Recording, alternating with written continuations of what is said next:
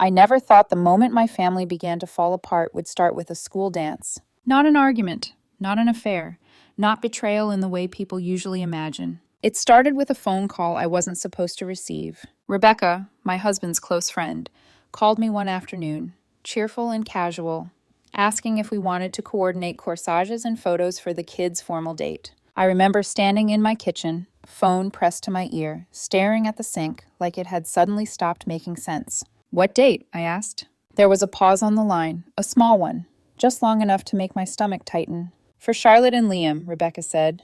Amelia told me everything was already settled. That was the moment I realized my husband had arranged a formal date for our 16-year-old daughter, without telling her, without asking her, without asking me. And when I said no, when I canceled it, when I protected my daughter's right to choose, my husband accused me of destroying our family, turning our daughter against him, and poisoning relationships that had taken years to build. Within weeks, my daughter packed a bag and moved out of our house. Not because she was rebellious, not because she was dramatic, but because she felt unsafe being controlled in her own home. I'm 48 years old. I've been married for over 2 decades. I thought I knew my partner. But I had never seen this side of him. The side that believed love meant control, that boundaries were disrespect, and that our daughter's autonomy was something to be negotiated away for appearances. I watched my child slowly withdraw from family gatherings. I watched her confidence shrink every time she was pushed toward a future she didn't want.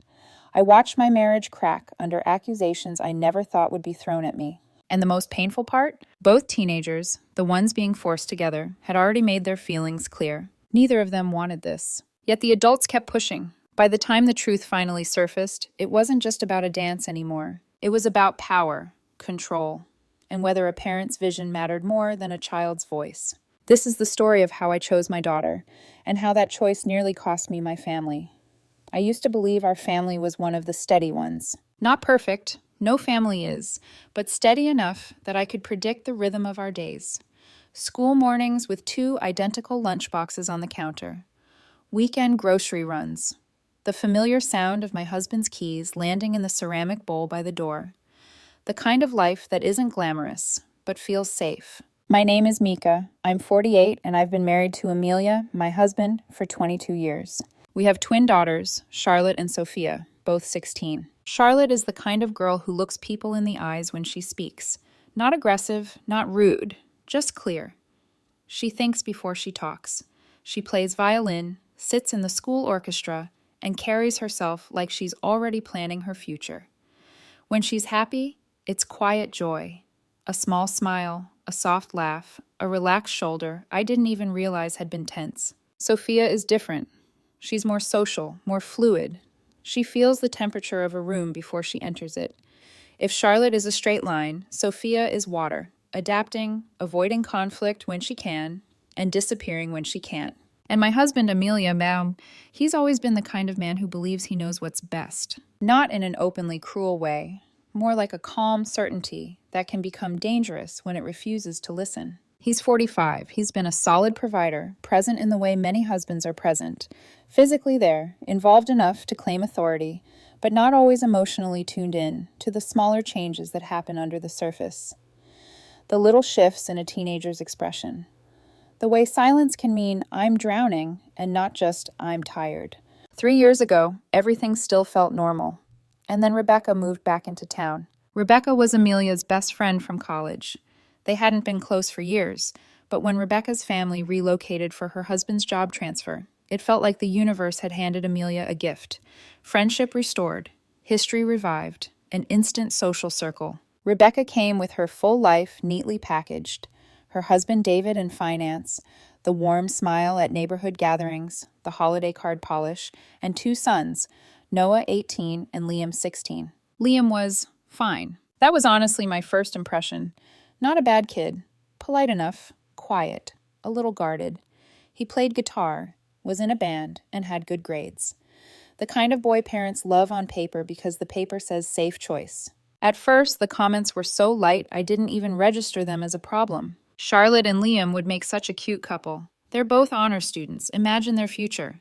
They would balance each other out. It was said in passing, over coffee, while setting out snacks on a patio table, like a harmless joke adults make to entertain themselves. I even smiled once or twice, the way you smile when something doesn't matter. But the comments didn't fade, they multiplied. Suddenly, family gatherings weren't just gatherings, they were setups. Amelia would suggest Charlotte invite Liam to school events. Rebecca would casually mention Liam needing a date to something.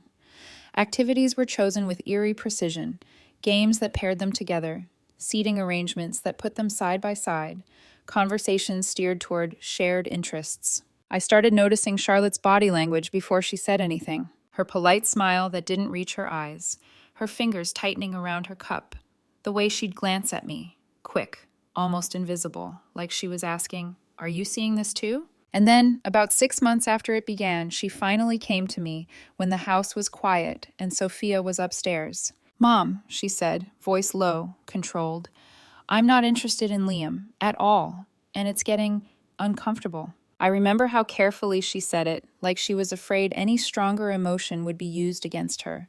Like she already knew what adults do when a teenage girl sets a boundary. They call it a phase. They call it attitude. They call it disrespect. I promised her something in that moment. I told her she didn't have to date anyone she didn't want to, and I meant it. But I didn't understand yet what that promise would cost me. Because the day I tried to bring it up with my husband, he didn't hear, "Our daughter is uncomfortable." He heard, "You're ruining what I've decided is best." And that was the beginning of the war inside my own home. I thought talking to my husband would be the easy part. I waited until the girls were at school and the house was quiet, the kind of quiet where conversations are supposed to be rational. I didn't accuse. I didn't raise my voice.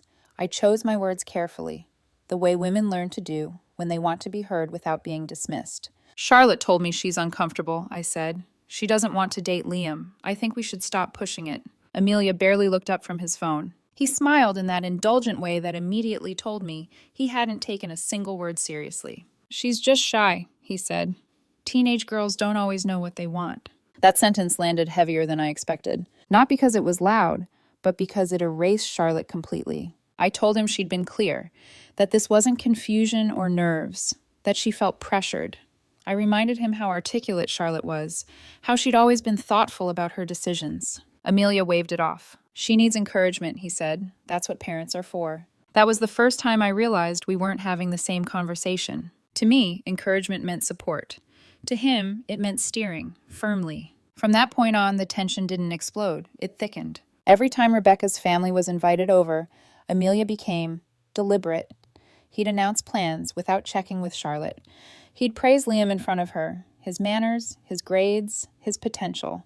If Charlotte didn't respond with enthusiasm, Amelia's tone would cool just slightly, not enough for anyone else to notice, enough for Charlotte to feel it. I started catching things that made my chest tighten. Charlotte lingering in her room longer than usual when she heard Liam's name.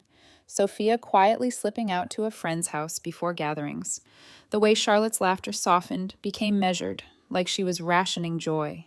I spoke up again, and again. Each time, Amelia framed it the same way. "You're being overprotective. You're projecting. You're teaching her to avoid normal relationships." The word normal became his favorite weapon. If Charlotte declined an invitation, it wasn't preference. It was avoidance. If she asked for space, it wasn't self-awareness. It was antisocial behavior. If I supported her, I wasn't parenting. I was undermining. The worst part wasn't the arguments. It was how Amelia spoke about Charlotte when she wasn't in the room. "She's too independent. She needs to learn compromise.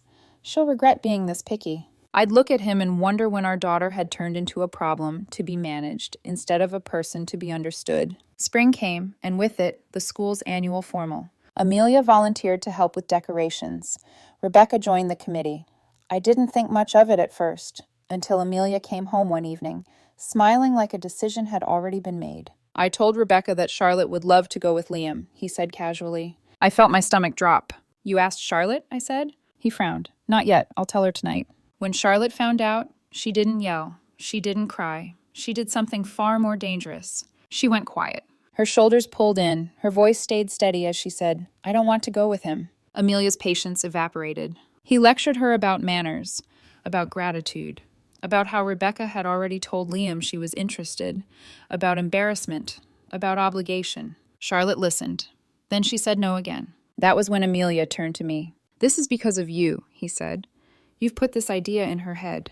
In that moment, I saw the lines being drawn. Charlotte on one side, Amelia on the other. And me standing in the middle, realizing that neutrality wasn't an option anymore. Because something had shifted. This wasn't about a dance. It was about control and who was allowed to say no in our family.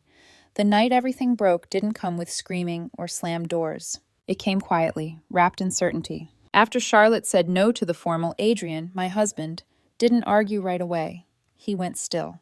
His jaw tightened, eyes fixed somewhere past her, like he was already rewriting the story in his head into something easier to live with. Fine, he said finally. We'll figure something out. Those words should have reassured me. They didn't. The formal came and went.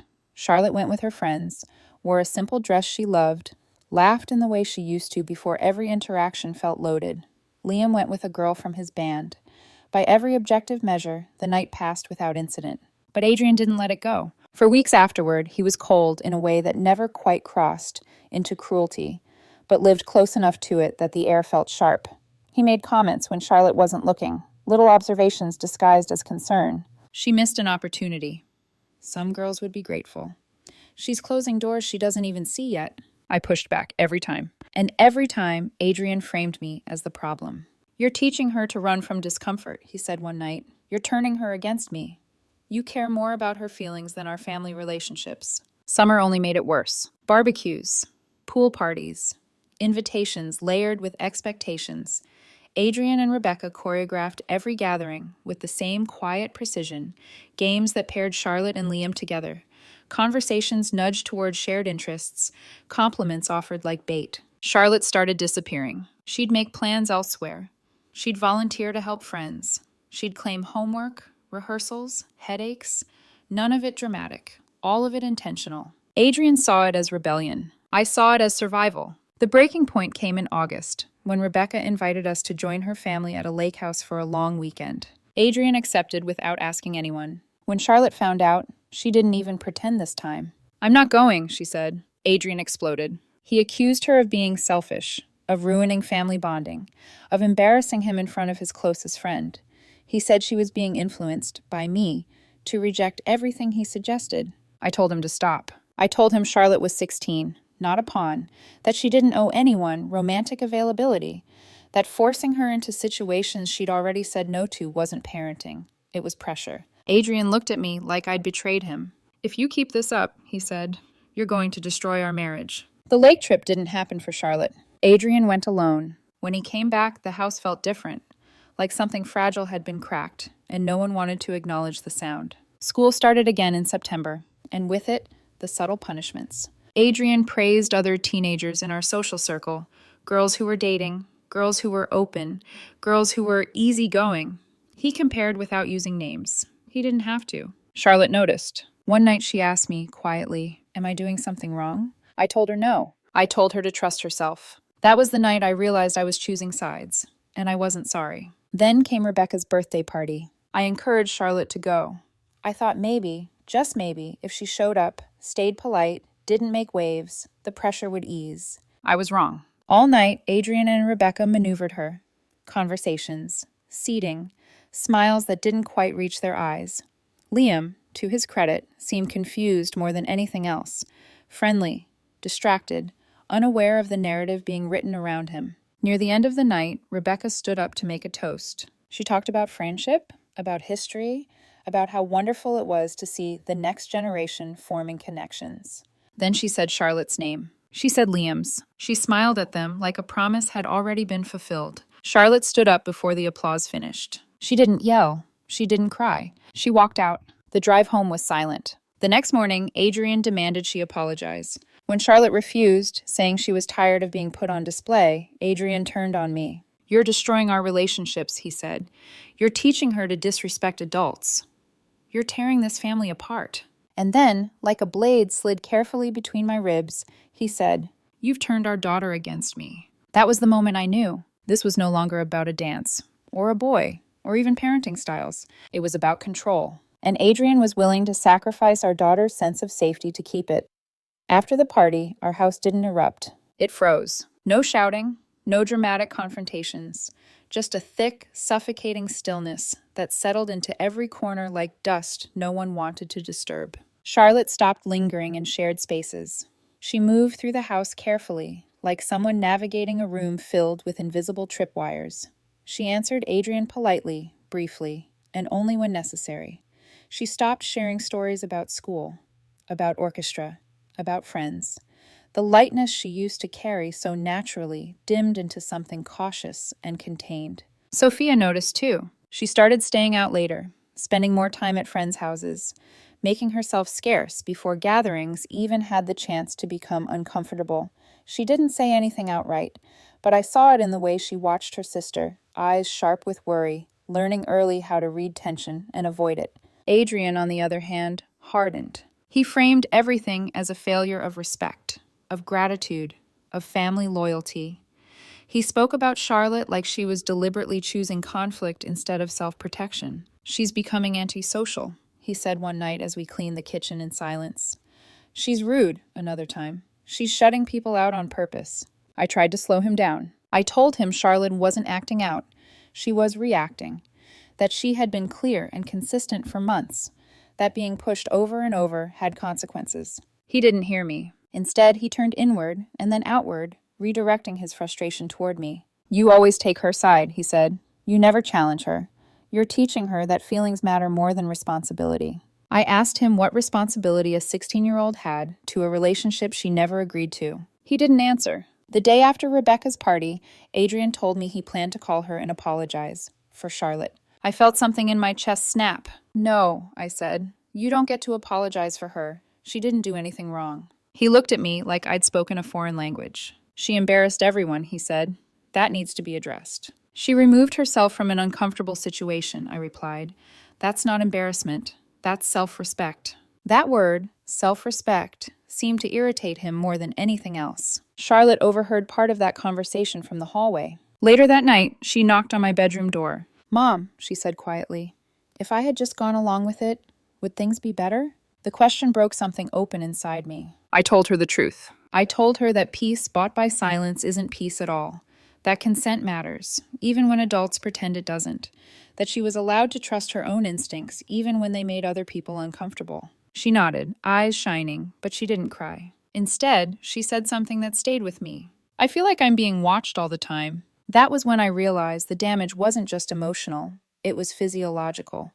Her body was living in constant alert, bracing for the next push, the next comment, the next expectation disguised as concern. Over the next few weeks, the tension escalated in quieter ways. Adrian praised good girls in our social circle, girls who dated, who were agreeable, who didn't challenge plans made for them.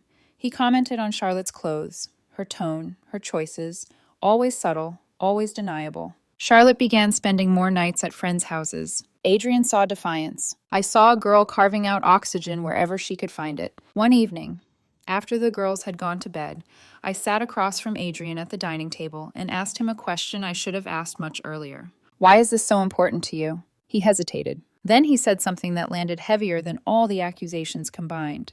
"Because I don't want her to make mistakes she can't undo." I asked him whose mistakes he was really talking about. He didn't respond. Instead, he accused me, again, of poisoning Charlotte against him, of prioritizing her comfort over our marriage, of choosing conflict instead of cooperation. That was the moment I understood something painful and clarifying. Adrian wasn't afraid for Charlotte. He was afraid of losing control over the story he'd written for her. And I knew then that whatever came next, whatever line was about to be crossed, I would not step aside to keep the peace. Because my daughter had already paid enough.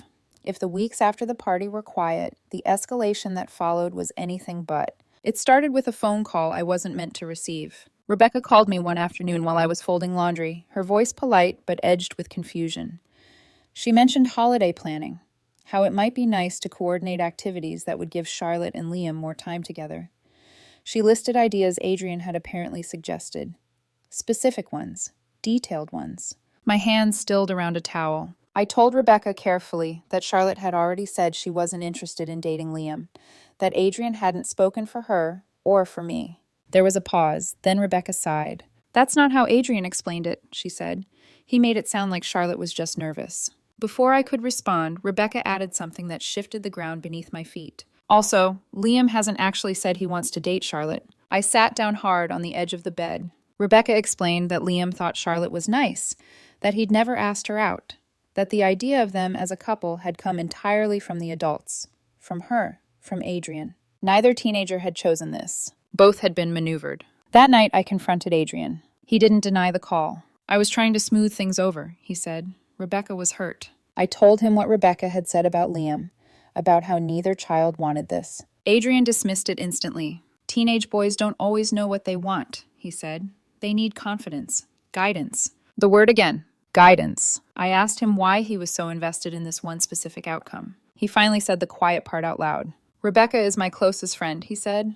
Our families being connected matters. It strengthens everything. I stared at him, realizing I wasn't just fighting for Charlotte's autonomy. I was fighting against a vision Adrian had decided was more important than her comfort. Days later, Charlotte came to me with her own revelation. Liam had approached her at school, not to ask her out, to clear the air. He told her he felt pressured by his mother, that he was relieved she'd said no, that he didn't want to be part of something that made either of them uncomfortable. They agreed to be friendly, but nothing more. When I told Adrian, he refused to believe it. She intimidated him, he said. If we back off too soon, he'll never open up. That was when Rebecca called again, this time frustrated. Liam had told her directly he wasn't interested in dating Charlotte. He didn't want to be pushed. Rebecca admitted she'd hoped for more, but she was willing to step back. Adrian was furious. He accused Rebecca of giving up too easily, of not understanding how good relationships were built. He accused me of influencing her. Then came Thanksgiving. Adrian invited Rebecca's family without asking me. I laid down one boundary, no matchmaking. He agreed, and then ignored it. He seated Liam next to Charlotte, made pointed comments, steered conversations, smiled too brightly whenever they spoke. Charlotte handled it with grace, but I saw her hands trembling under the table. That night, she told me she didn't want to attend any more gatherings that included Liam's family. Adrian overheard. The argument that followed was the worst we'd ever had. He accused me of enabling avoidance, of teaching Charlotte to run from discomfort, of turning her into someone difficult.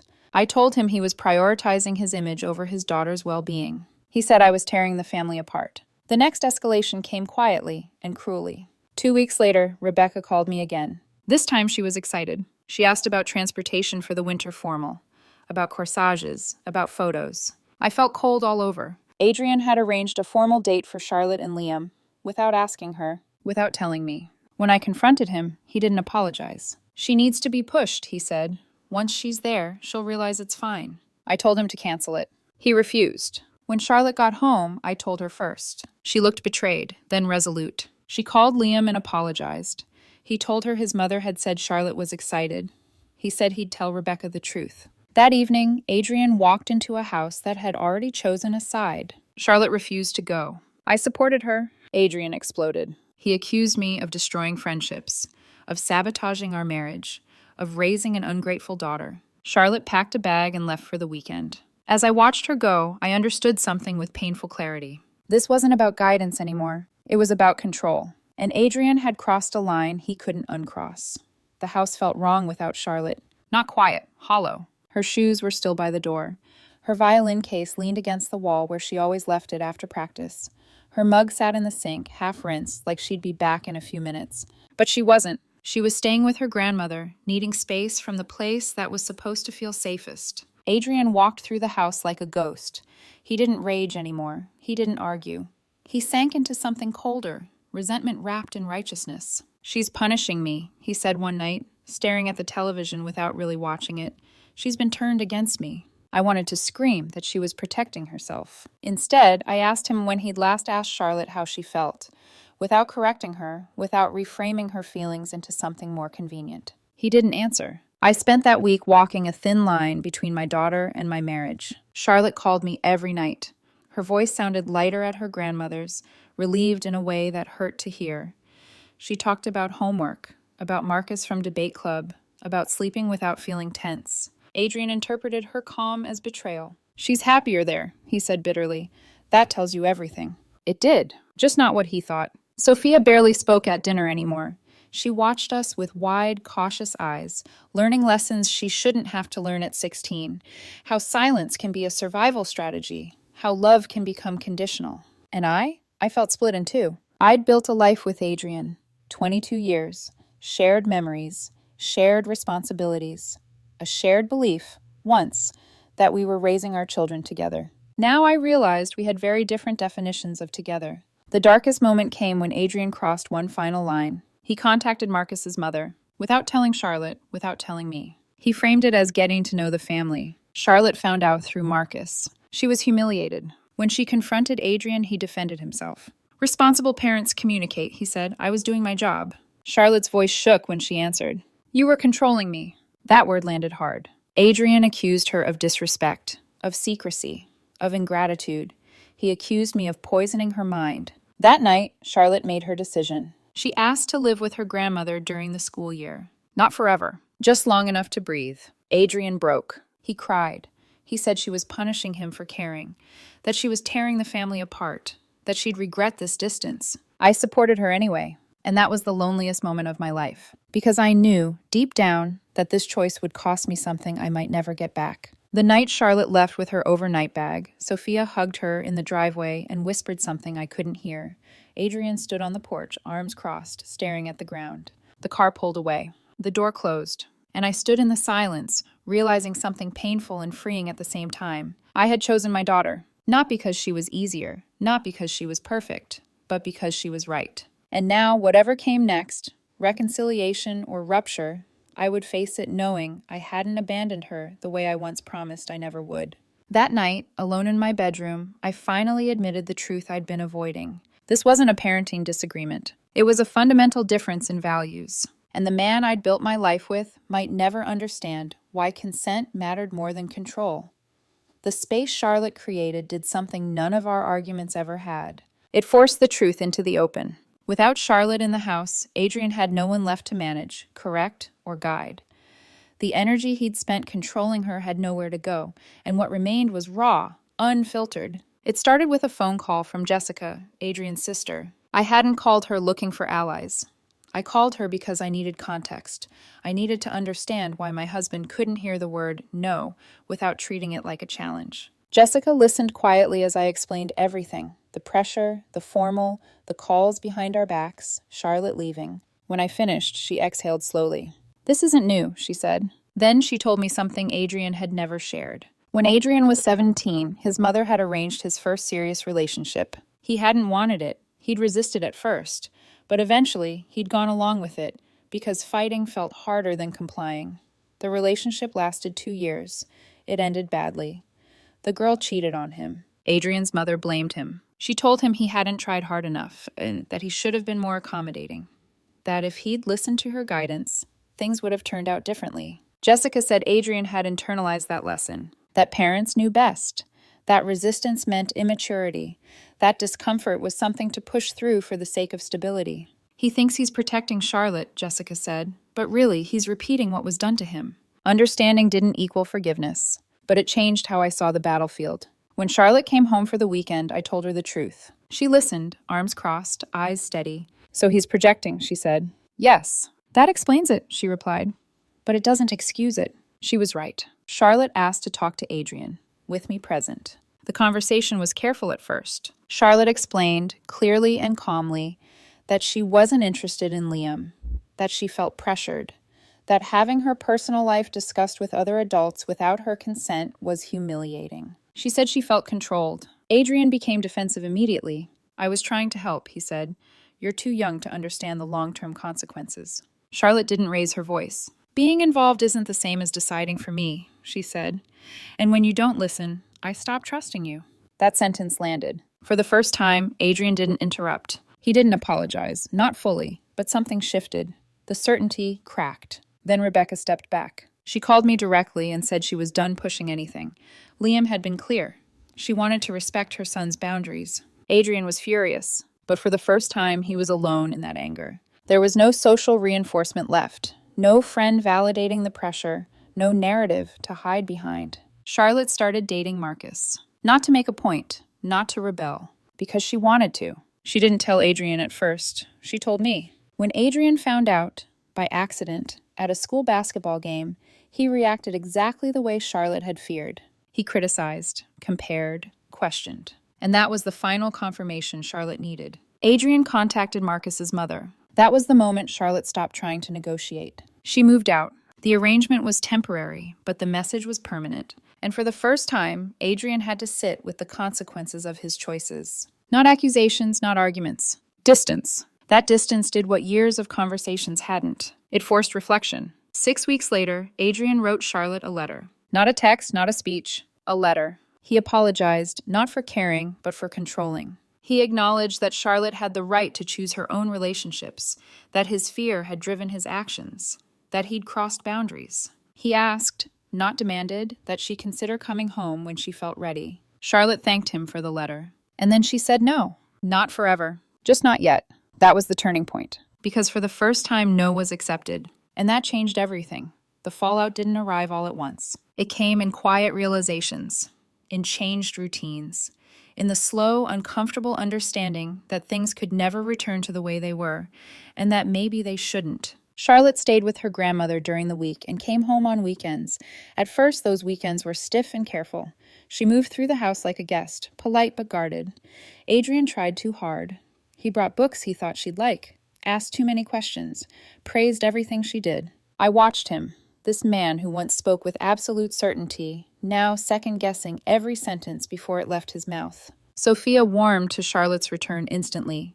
She filled the space with chatter, laughter, normal teenage noise. I realized how much she'd been holding in while Charlotte was gone, how much she'd learned to shrink herself to avoid becoming the next target of pressure. Adrian noticed too. He didn't say it, but I saw the guilt settle into his posture, the way he lingered in doorways watching his daughters talk like he was afraid to interrupt. Rebecca drifted away. Not dramatically, not with confrontation. Just distance. She stopped calling, stopped inviting us to gatherings. Liam and Charlotte remained friendly when they crossed paths, but nothing more. The forced future dissolved quietly, leaving behind nothing but embarrassment and regret. Adrian lost that friendship, and he didn't replace it. For the first time in years, he sat alone with his decisions. We started counseling, not because we wanted to fix things quickly, but because we needed a referee, a space where Adrian couldn't dismiss discomfort as immaturity, and Charlotte's autonomy was treated as non-negotiable. The counselor asked Adrian a question during one session that shifted something permanently. Would you want someone choosing your partner for you? Adrian didn't answer right away. Then he shook his head. I hated it, he said. And in that moment, I saw the man I'd married. Not the authority he'd been performing, but the person underneath. Charlotte thrived in the space she'd created. Her grades improved. Her anxiety eased. She laughed more freely. She talked about Marcus with an excitement that felt real, not obligated. Their relationship was age-appropriate, gentle, mutual. Adrian noticed the difference. He didn't comment on Marcus's background or future. He didn't compare. He didn't interfere. He was learning, slowly, that love without control feels unfamiliar but healthier. The extended family shifted too. Some relatives apologized. Some stayed quiet. No one defended Adrian's actions anymore. The narrative had changed. The cost was high. Adrian lost his image as the involved parent. He lost a close friendship. He lost the certainty that he knew best. But he gained something quieter. Perspective. One evening, after Charlotte had gone back to her grandmother's, Adrian said something that surprised me. I thought if I let go, he said, everything would fall apart. I looked at him, and he swallowed. It didn't.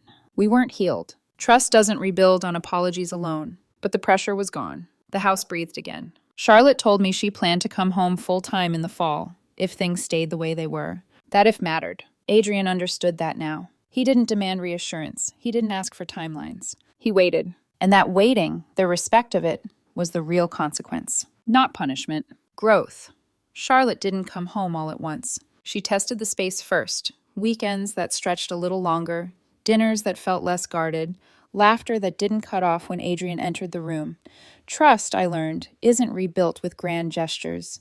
It returns in increments when silence no longer feels dangerous. By the end of the school year, she told us she'd come home full-time in the fall. Not because everything was fixed, but because it finally felt safe enough. Adrian didn't celebrate. He didn't make promises he couldn't keep. He simply thanked her and meant it. Our family didn't snap back into its old shape. It reshaped itself into something more honest, more fragile, more real. Adrian is still learning the difference between guidance and control. Some days he slips. Some days he pauses, catches himself, and chooses differently. Charlotte notices.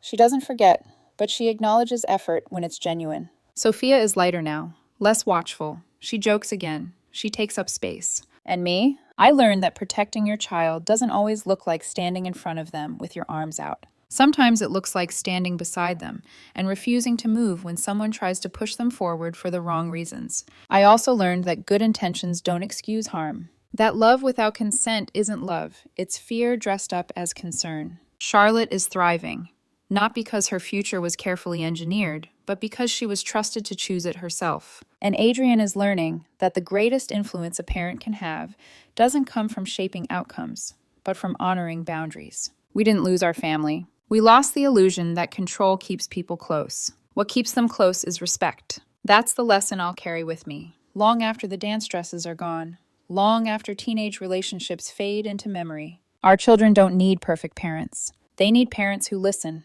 And sometimes the bravest thing you can do for the people you love is let go of the future you imagined, so they can grow into the one that's actually theirs.